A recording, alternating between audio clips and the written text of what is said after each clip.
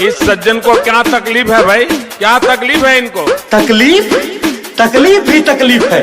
काहे दुआरे मोरे अगुआ जी आइले, बानी बेरोजगार जानी मुंह भी झुकाइले,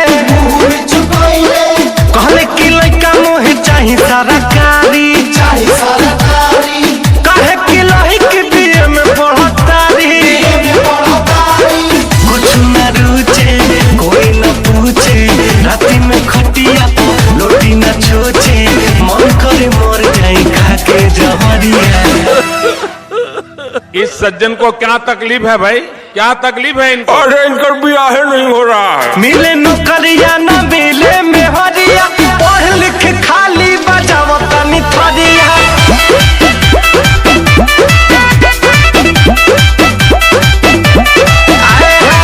मिले नौकरिया न मिले छोकरिया, पढ़ लिख खाली बजाव तनी थरिया।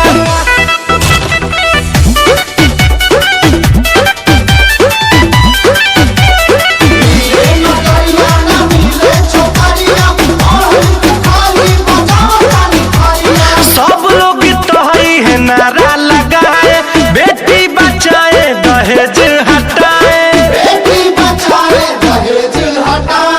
बेटा पर कोई ध्यान नहीं देता, सबके नौकरी है दामाद खो जाए।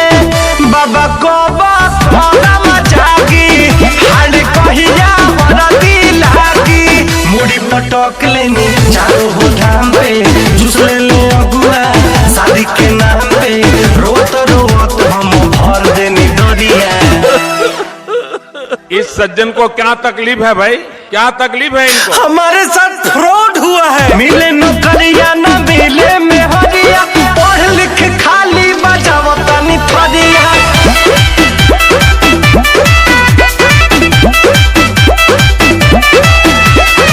मिले नौकरिया न मिले मेहरिया, पढ़ लिख खाली बजाव तनी थरिया।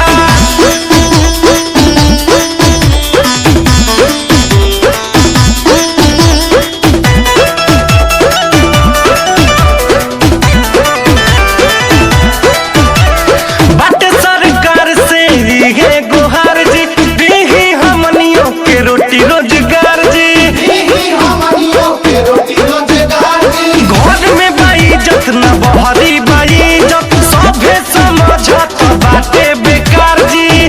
बाटे री देश के अरजी, पढ़ लिख के घूमी फरजी, होई न जहती हमरो बियाह जी, बड़ी बेरोजगारन की रावा पया जी, बुझी विशाल के तानी लचरिया।